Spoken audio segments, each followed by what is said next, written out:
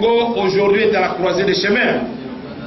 Il est impérieux que le peuple puisse se réapproprier son destin. Les leaders ne sont que des lampes témoins. Après la prophétie de Simon Kimbangu, la prophétie ou la vision de Patrice Emery Lumumba, aujourd'hui, 56 ans après l'indépendance, peuple congolais, après avoir suivi ce que nous avons suivi, nous tous, où on veut opérer le glissement, ou donner un pouvoir éternel à un homme, nous vous invitons tous, dans le respect de la Constitution, de vous lever comme un seul homme et marcher pour marquer d'abord votre désapprobation et ensuite votre attachement à la Constitution, notre loi suprême.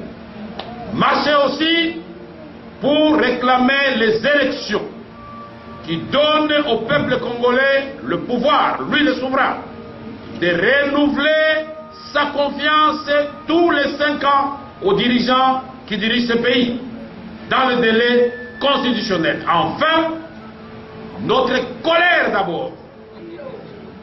Pourquoi nous marchons? Nous marchons pour dire qu'on doit respecter la Constitution, qu'on ne touche pas la Constitution. Nous marchons pour réclamer un calendrier électoral qui s'inscrit dans le délai constitutionnel, en commençant par l'élection présidentielle qui est contraignante au terme de notre Constitution.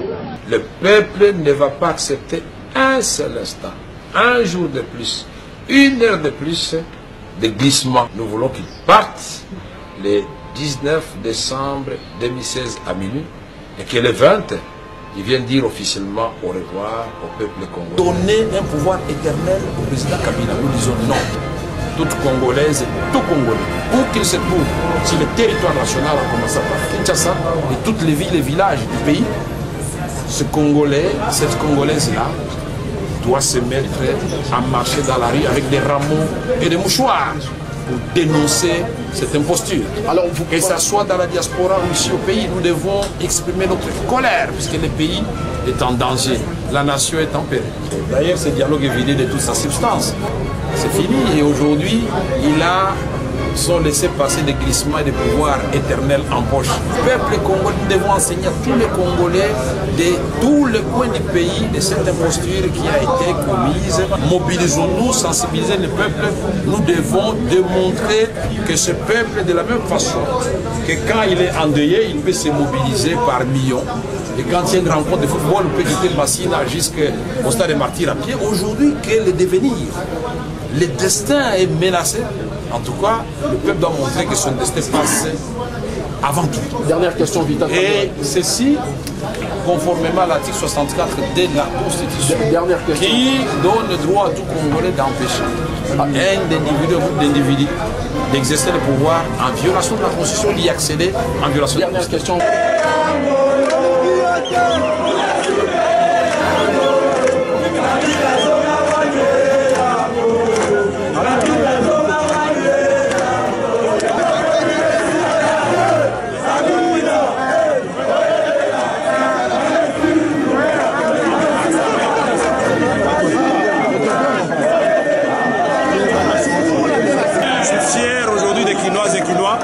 Je suis fier de ce que j'apprends, qui vient de Bukavu et de Goma, de Bunia et de Kisangani.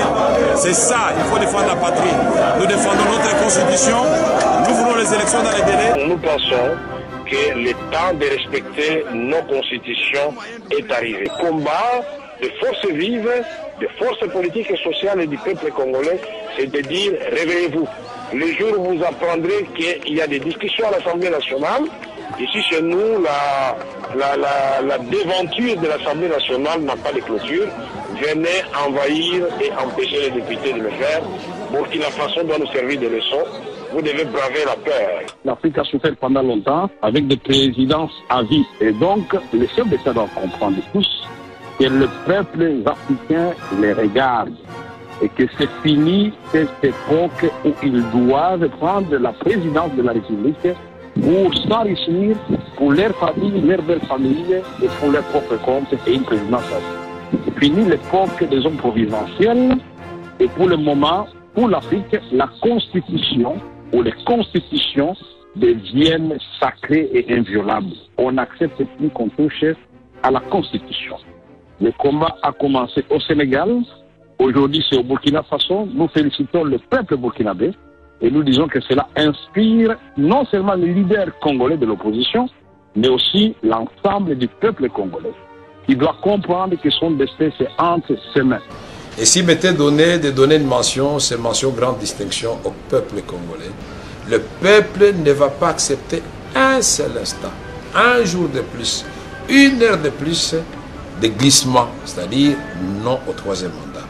Non, pour le moment, nous sommes déterminés à affronter les forces de l'ordre, à affronter Kabila. Et donc, nous allons demander aux Kinoises et Kinois, au peuple congolais de chasser la peur.